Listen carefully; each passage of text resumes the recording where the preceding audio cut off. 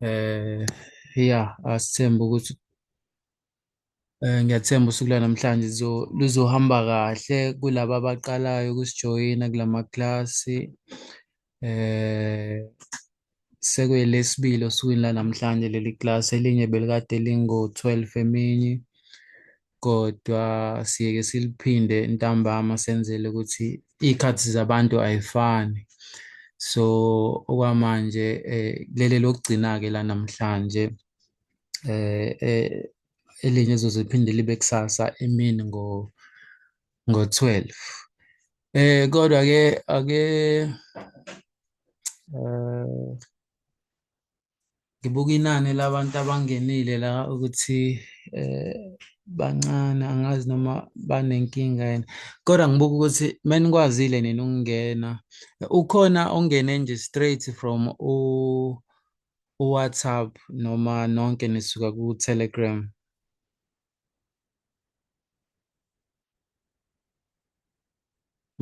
Mayekhona ongene ku-WhatsApp asho, ongene straight from WhatsApp.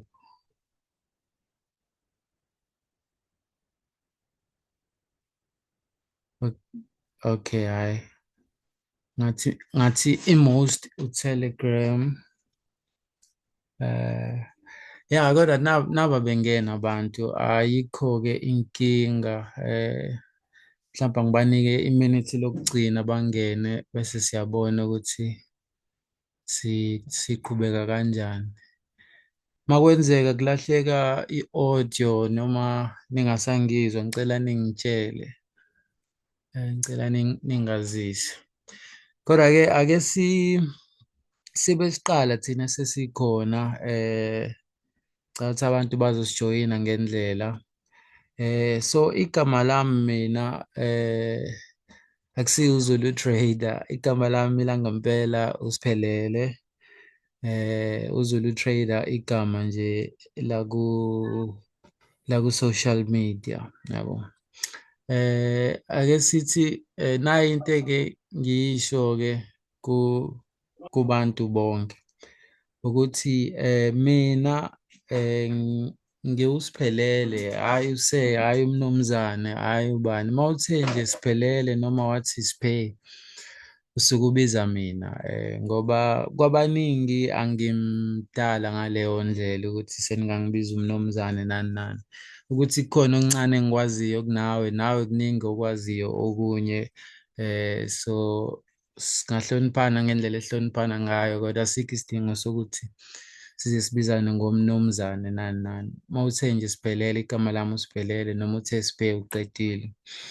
So ake sikhulume-ke ngokuthi yini esiyizele la namhlanje. So namhlanje ngizonikeza i-opportunity engisizile mina ukuthi ngikwazi uku-afforda izinto eziyi-basic empilweni. Kuyinto-ke kodwa engikade ngayiqala mina. Ngicabanga ukuthi niwabonile amavidiyo ami, ya amanye awachazi kodwa akhona la akhombisayo ukuthi yini kahle hle into engiyenzayo. So mina into engiyenzayo ile ebizwa nge-trading. Mina ngi-trade-a into ebizwa ngekuthiwa ama-binary options. But ngizokufundisa yonke-ke leyo nto leyo, ngizokukhombisa ukuthi yini kwayona le engikhuluma ngayo, yini ama-binary options. Okay, kwasuka-ke lokho sebeqalile-ke abantu. So ngizocela senze kanje, sihloniphaneni nje yabo. Ama-mics enu ngiwavalile, kodwa ngiwavale ngale ndlela le yokuthi umuntu onombuzo at any time akwazi ukuthi i-mic yakhe a-press-e laphana u-unmute, ayivule abuze noma asho into afuna ukuyisho. So ayikho-ke inkinga lapha, awukho umbuzo obhedayo noma onjani ekumele usabe ukuwubuza. Wonke umbuzo u-right. Uma ngabe ufuna ukubuza anything, ubuze ukhululeke. So ya mina into engizonikhombisa yona namhlanje ile esiyibiza ngama-binary options trading. into ezokwazi ukwenza wena u-afford-e lezi zinto lezi nje ezama-basic. Akusiyo into mhlampe engithi mina izokwenza i-millionaire kusasa noma no no no. Into kodwa engakunikeza le mali le yokuphila nje just yabo uma uwumuntu awazi ukuthi let's say ufuna ukuya edrobheni noma ufuna ukwenzani ushoda ngemali yokugibela yilezo zinto lezi engifuna siyiqede ukuze nomqondo wakho ube free ukwazi ukucabanga izinto ezizokhulisa impilo yakho ezizothuthukisa impilo yakho. So mangabe uthenge idatha or imali yokugibela ufuna ukuya then kusho ukuthi lapho kusamanzonzo impela. So mina ngifuna kuqale silungise leyo ndaba-ke bese-ke singakwazi ukuthi sixoxe ngokuthi-ke silenza kanjani-ke imiliyoni uma ngabe sifuna ukwenza amamiliyoni, angithi uyangithola. So yeah,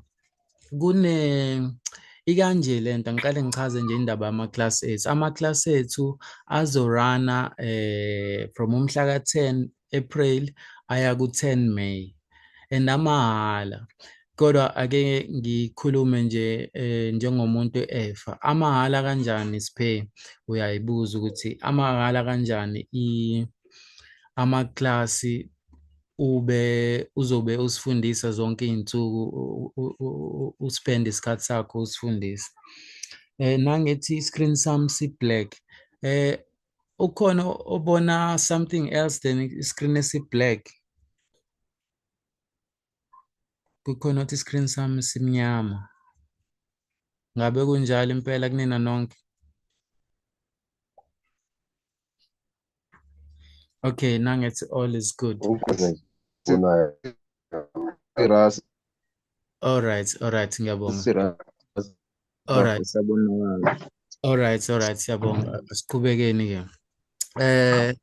So yeah, ake ngikhulume njengomuntu efa, Afrika kanjani. So into engiyenzile mina ngi-approach-e okay, lento by the way into engiyenzayo lama class lawo into already engiyenzayo nabanye abantu. Kodwa eMzansi i-binary options ayikho kangako, not ukuthi ibingekho, ayikho kangako, abantu abaningi abakayazi. Into edumile nje ile ndlela ejwayelekile ye-forex, nayo le iyona i-forex ukuthi kuhluke kancane indlela e-trade-wa ngayo, but ngizokufundisa wonke lowo mehluko lowo. So njengoba bengikwenza lama-class bengikwenza nabantu bakwamanye amazwe, so nga-decide ukuthi you know what, ake ngiyenze nabantu bala ekhaya, bala eMzansi. So that's why nga-create account entsha ngathi kule ake ngishele le opportunity nani.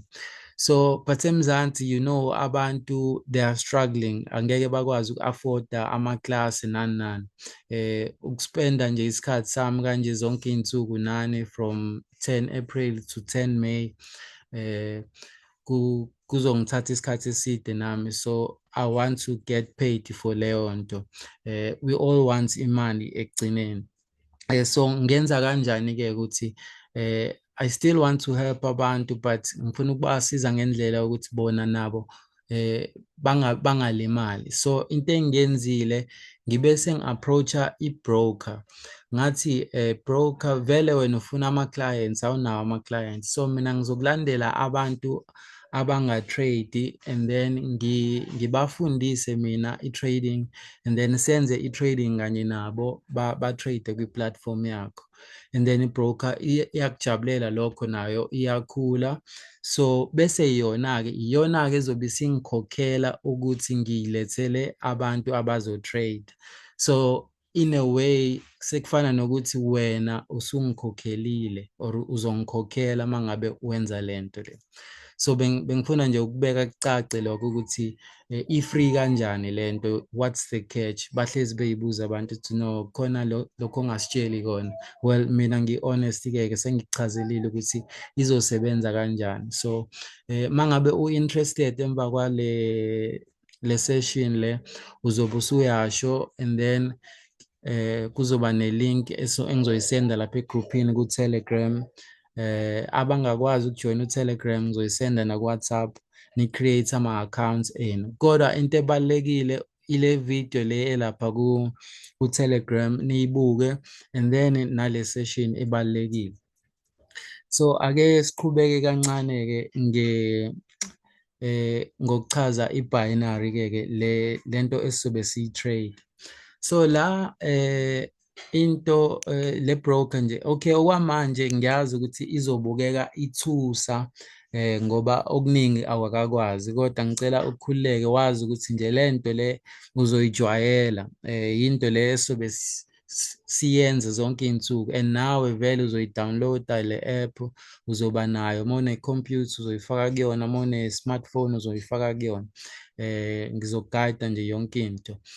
Okwakho nje ukuthi okwamanje just pay attention. Into esiyenzayo-ke la, let's say usuyivulile-ke i-account, yabo. Kwi-account le oyoku-trader kuzovela la mangabe usuloga in ama-account awu-2, kuzovela u-real account no-practice account. Real account uzoba green, u-practice ube orange. U-practice wakho uzokusiza ekutheni angithi mina vele ngizobe ngikufundisa zonke iy'nsuku. So namhlanje uzofunda u-A, kusasa ufunda u-B, kusasa ufunda u-C, angithi yabo. So each time you learn something entsha, uzobuyela-ke la kwi-platform yakho wena bese wenzenjani? Bese uzoyi-practice-a, uzoswitcha nje la to i-practice account yakho le balance le e-orange, bese upractice-a yonke-ke lento kade ngikufundisa yona ngalolo suku. Uyibambe kanjalo nakusasa kanjalo kanjalo. Kodwa futhi-ke angithi ama-class ami ngizodinga ukuthi udiphozithe imali ozoqala ngayo engangephakethe lakho, angisho njalo, ekungaba inoma imalini, kuzoba kuwena lokho, as long as uyifakile nje imali kwi-real account, waba ne-real account nawe. Ngoba uma ngabe uvula i-account kuzobhala u-0 la ku-real account, bese kuba no-10,000 la kwi-practice account. So mosufakile i-minimum deposit, by the way, u-$10 kwamarandi owubani owu-180 othi ngikukhombise. Kwamarandi u-180. Naye wonke ama-options ozobe ukwazi ukudiphozitha ngawo. Ungadiphozitha ngekhadi lakho, i-Mastercard, Visa, nanka nama-banks a-supported, o-Nedbank, Absa, Standard Bank, kanjalo. U-Capitec awukho, so wona uzosebenzisa ikhadi directly. And then kune-promo code, since ngisebenzisane ne-broker, ibe isinginikeza i-promo code yokuthini-ke, mangabe usudiphozitha wena, abantu create i-account nge-link yami, uzobe usubhala la kwi-promotion, uzoqale ufake la ukuthi malini ofuna ukuqala ngayo, or uyi-select la mayikhona, noma uyibhale wena mayingekho, mhlawumbe ufuna something like, angazi, 550 or something, uyibhalele la wena mangabe ingekho kulawa la. Bese uya la ku-promotion, izovela lento nakwifoni, nikhululeke nakwifoni izobe ivele nje kanje. Ku-promotion uzobhala uZulu Trader, uzobhala nje kanjalo Zulu Trader, bese uklikha u-apply. Ukuze ku-apply-eke le promo code, uzobe usuyabona izovela la phezulu ngo-green, ukukhombisa ukuthi isi-apply-elekile leyo promo code. Bese uthi deposit-ke, bazobe sebekuyisa kwi-banking app yakho le oyikhethile, bazokuyisa kwi-website yaka-Absa noma F_N_B noma Standard Bank, uma kuwukuthi usebenzise leyo ndlela. Uma kuwukuthi ufaka ama-details akho ekhadi, uzobe usudiphozitha ngekhadi. Leyo imali nawe ozobe u-trade ngayo, ngoba ngesikhathi si-trade nawe ngizokulekelela ukuthi ubukhulisa i-account yakho kanjani. Ngesikhathi nami ngithatha ama-trade, even though wena usafunda, wena ngesikhathi ufunda sofunda sonke kanye kanye, bese kuba nesikhathi la mina-ke, ngoba mina sengivele sengiya-trade, la ngiyi-trade-ela khona nje eceleni mina. So ngesikhathi ngi-trade-ke bese ngiyanikeza nama ama-trades ukuthi okay, ngithatha i-trade yokuthi manje ngizobe ngizobe sengikufundisile-ke vele ukuthi uyithatha kanjani naleyo trade. So ngesikhathi ngithi mhlampe nayi i-Euro USD la, uma ngithi asibhayeni i-Euro USD, usuya la kwi-platform wenza exactly into engiyishilo, kodwa uzobe uyenza wena kwi-real account yakho ngobani, uzobe utrade nami ngaleso sikhathi, yabo. And then mangabe wena usuzenzela wedwa, usuyipracticela wedwa, uzobe usubuyela ngala kwi-practice, upractice yonke into uyifunde kumina, uphinde kanjalo kanjalo. Uma ngabe sengitrade futhi ngiphinde ngithi hhayi-ke sengiyatrade-ke, asenze kanje kanje. Kodwa futhi sizoba elokuqala nje iklasi la sizotrade khona ndawonye, sizolenza live kanje, lapho khona ngizobe ngitrade nje phambi kwenu, nginikhombise okay, ngiyayithatha-ke i-trade manje kanje kanje, yabo, ngibe nginifundisa kanjalo just ukuthi ni-understand i-platform, ukuze nani ni-understand ukuthi mengithi thatha i-trade ewukuthi njengamanje for instance i-Euro USD le, this is the only pair I trade, ngi-trade wona kuphela. Ziningi izinto ongayi-trade la, khona o-Euro USD, o-USD JPY, ama-pound, ama-yen, ama-euro kanjalo, ziningi lezi zinto lezi. But yonke leyo nto ngiyazi kwabanye kwamanje iyathuswa kwayona leyo nto, kuduma upotiyane, ngiyabo. Ukhululeke, mina ngizoqala ka-A, kuyikona nje ukuthi kwamanje ngisuke ngisafuna ukuthi ngikunikeze i-brief, ngiku-understand-ise ukuthi yini le esiyenzayo, yabo. Ya, angisho ngicabanga ya, ngoba singibalile indaba yama-signals. By the way, ibizwa ngama-signals lento leyo, ukuthi ngesikhathi ngitrade nami bese ngiyakutshela ukuthi okay, nayi i-trade engiyithathayo, nawe ungayithatha lapho kwi-account yakho. So ngizobe ngishare ama-signals uma ngabe ngenza njalo. So yeah, so uzofunda ubu-trade kanye kanye futhi, yabo. So ngoba nami ngikholelwa ukuthi vele the best way to learn is to learn by doing. So kuzoba nesikhathi la ufunda nje khona kuphela, bese mhlampe later kulolo suku siya-trade, or whenever leso sikhathi engizobe ngitrade ngaso, ngizonitshela ukuthi okay, namhlanje isikhathi esiwukuthi, from isikhathi esiwukuthi ngizobe ngitrade. Ake nginikeze-ke ithuba-ke lokuthi nibuze imibuzo yenu-ke manje, ngoba senginikezile i-ID kancane. Ofuna ukubuza, ngicela avule i-mic yakhe abuze.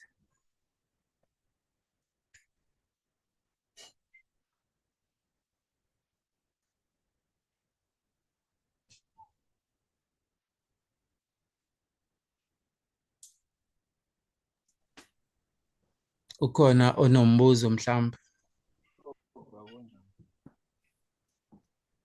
Ya, mina nginawo. Ya, ubuzo bhuti wami. Ngicela ukubuza, thina abangangenanga through nge-link yakho but then sinayo i-akhawunti, since uveze i-list ye-akhawunti ezi-verified ibhange, so meaning ezezethu azikho verified or something. Ngicela ukubuza nami ukuthi i-account yakho wena le onayo usuyi-verifyile na? Mengisho njalo ngibuza ukuthi kukhona yini la owake wasubmitha khona i-ID yakho, uku-verify i-identity yakho? Yeah, almost 20, because ngikade nginayo before, I think it's been 2 years, if not 3. Just started ngisebenza. So impendulo ithi yebo noma ithi cha, ngizwanga kahle. Yebo. Oh, okay. Makunjalo ayikho inkinga bhuti wami, uzoqhubeka kodwa u-trade kanye nathi, ayikho inkinga. Ungithinte futhi emva kwale session, ungitshele ukuthi wena lo okade ubuza lo mbuzo mayelana ne-account. But ayikho inkinga, ngeke ngikuvalele ngaphandle ngalo. Oh, okay, because ngibone since uthumele i-list yabantu ezama-akhawunti a-verified. Yeah. Since ami ngakhange ngibone, so that's why ngibuza. Yeah, no, hayi Okay. u-right umbuzo wakho, but sizoba nendlela, ngizoba nendlela, ngisazohlela indlela yokudila nabantu asebekanjalo. That's why ngithi ungazise emva kwale session kuzoba ne-agreement esingase siyenze sobona ukuthi somisa kanjani. Khuleka kodwa sizoqhubeka sifunde ndawonye ungasabi. Oh, bafu. Yes, yes, Mr. Machozi.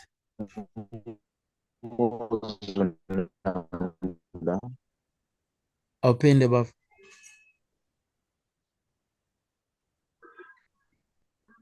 Yeah, mfethu, if uthi ufuna udiphozitha lapha kwi-akhawunti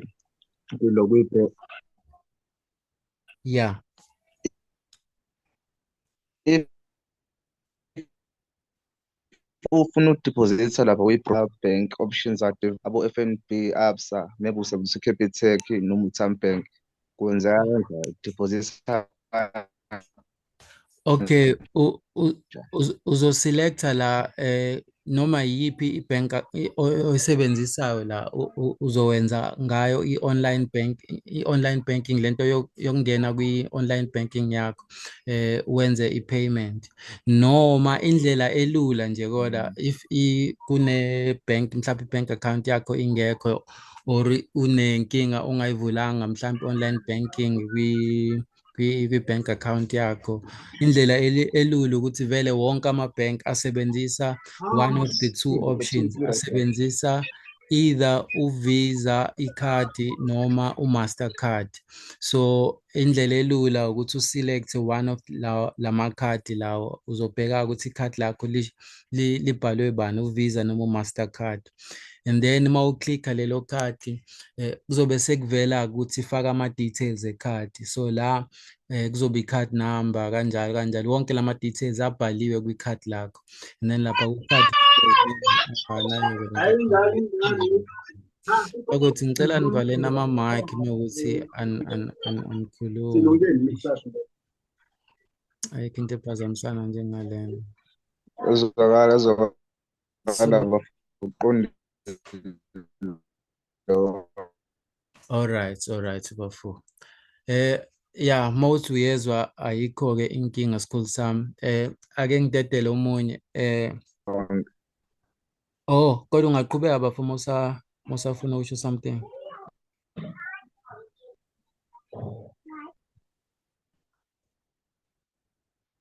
Okay, hayi ngathi use-right ubafu. Ake omunye-ke abuze noma umuphi umbuzo anawo naye.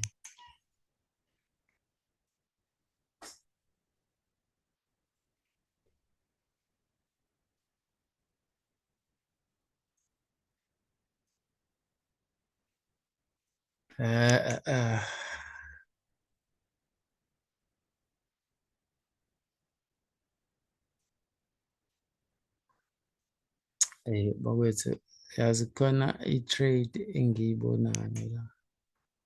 Ngiyayihalela le trade.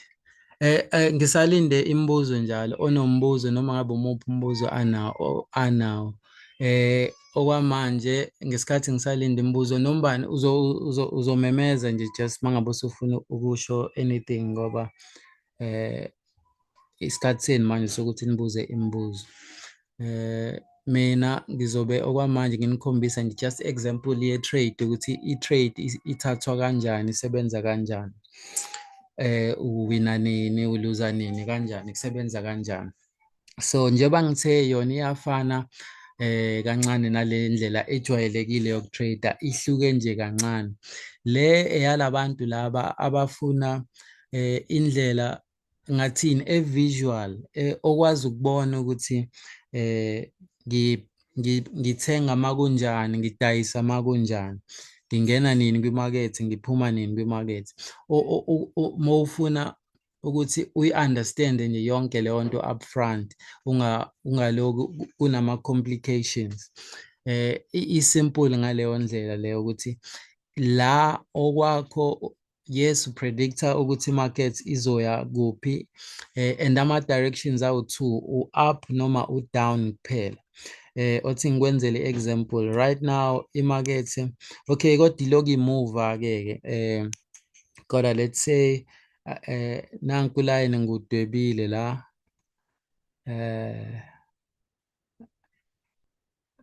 okay, sengidweba ababili, angicishe owodwa.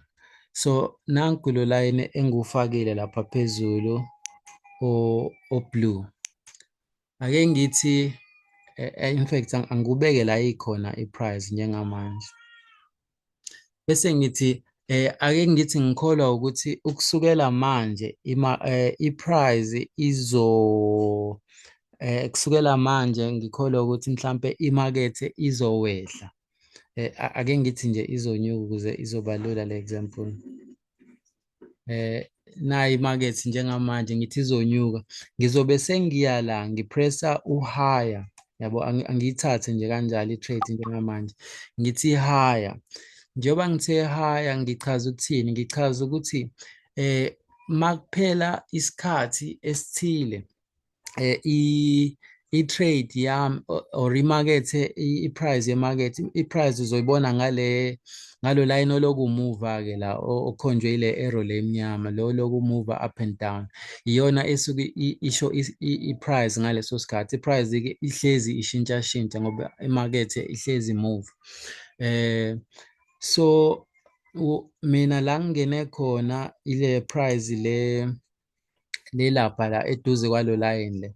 So yabo lo line o-dotted o-green ila mina ngingene khona. Ngithini-ke ngisho ukuthi mangabe kuphela lesikhathi right now kusele bani 8 seconds. Ngithi makuphela lesi sikhathi lesi i-price yami ingaphezulu la ngingene khona. Yeah. So kwenzeka kanje, ngithi yabo isibuyile, isiphelile njalo leya trade, yabo, kube u-1 minute ngoba isikhathi esiyi-default la u-1 minute sekuphelile njalo. Mengingade ngifake u-500 sengithole u-456. So mokade ufake mhlampe u-50 rand usuwenzile u-45 rand 60 kanjalo. Ngalesikhathi nje esincane sesikwazile. So angithi uyayibona-ke la, awudingi ukwazi ukuthi imakethe izosuka la izihambe iziyofika le phezulu noma izokwenza njani, as long as ukwazi ukubona ukuthi mhlampe imakethe isinyuke kakhulu isizojika. Awudingi ukuthi izojika kangakanani, as long as ubone ukuthi in the next 2 minutes, into ebalulekile la isikhathi, in the next 2 minutes noma 1 minute. By the way, isikhathi usikhetha la, but khuleka nisazoyifunda i-platform yonke, yabo, iy'khathi ziningi, ungakhetha noma isikhathi sini, khona o-15, khona o-5, khona o-1, khona o-2, ziningi, khona ngisho ey'hamba ifike kwama-hour sikhombise ngala. Angithi yabo la njengoba ku-6 manje ngathatha i-trade engaze iphele ngo-8:30. That's the longest trade, yabo, izoze iphele ngo-8:30. So in fact namanga the longest one izophela ngo-8:45 njengoba ku-6 manje. So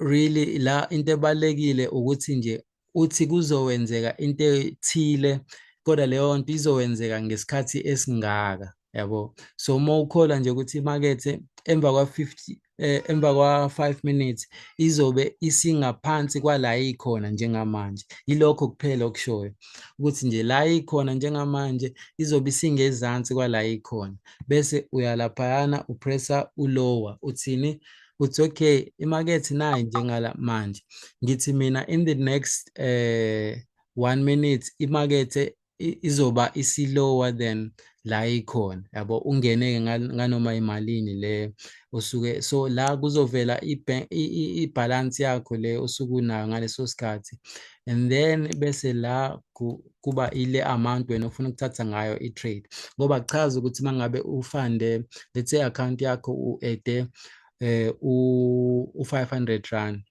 akusho ukuthi i-trade ne-trade uzoyithatha ngo-500 rand, i-minimum u-18 rand i-trade iyodwa, yabo. So yeah, asithi yeah, ake ngibuze la, iyazwakala indlela i-trade esobe esebenza ngayo indlela ye-trading. Okay, buka-ke lana ibuyile kuphele lesikhathi lesi imakethe iqale yaya la sithe izoya khona ngoba nisithe thina izowehla ngithi yaqale yehla impela kodwa njengoba ngisho ihlezi imuva up and down. Kuthe ngesikhathi isesiphela isikhathi sethu besikhethile leya 1 minute kwaba ukuthi isibuyele yama exactly la ikade iqale khona. Kusho ukuthi kulena-ke asiluzanga futhi asiwinanga lutho ngobani ibuyele nje la iqale khona. So mangabe kunjalo it's more like i-draw, so awuwinanga awuluzanga. So lapho kubuyela nje just imali yakho njengoba injalo ayibuyi interest and awuluzi lutho. Yeah. Oh, ngicela ukuchaza leya promo code oyisebenzisa laphayana uZulu Trader ngesikhathi usudeposita. uZulu Trader loyana uzokusiza ngani-ke? Yabo i-trade yakho yokuqala uzoba no 180 ophiwa wona because usebenzise uZulu Trader. Angithi yabo bazokunikeza nje u-180 kodwa not ukuthi bazokunikeza nje ukuthi bayakupha imali osungenza noma yini ngayo. Bakuphela i-trade yakho yokuqala ngqa. So uma ungakaze uthathe trade and udeposite wasebenzisa i-promo code yami uZulu Trader, uzoba no 180 onikezwa wona ukuthi let's say ngithatha i-trade njengamanje ngithi izowehla. Ake ngithathe nje i-trade ngamabomu manje ngithi 180 ngithi izowehla.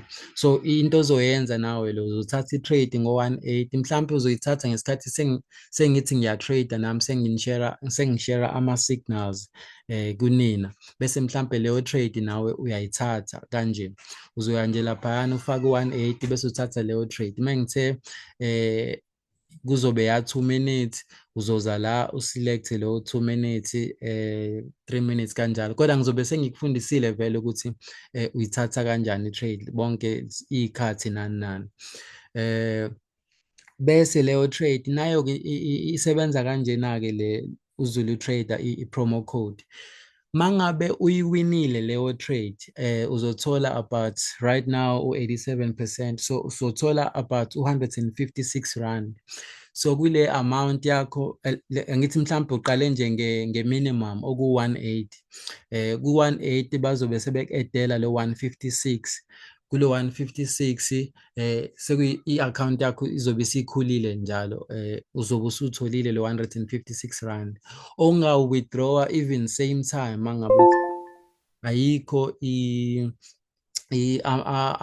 ama-restrictions lapho. Angithi yabo njengamanje sesiyiwinile le trade so i-account yami isikhule ngo-156 rand. Kodwa nayi-ke enye into-ke ukube ngiyiluzile le trade le i-trade yakho yokuqala, so le promo code uZulu Trader iyayi-protector i-trade yakho yokuqala up to the value of 180.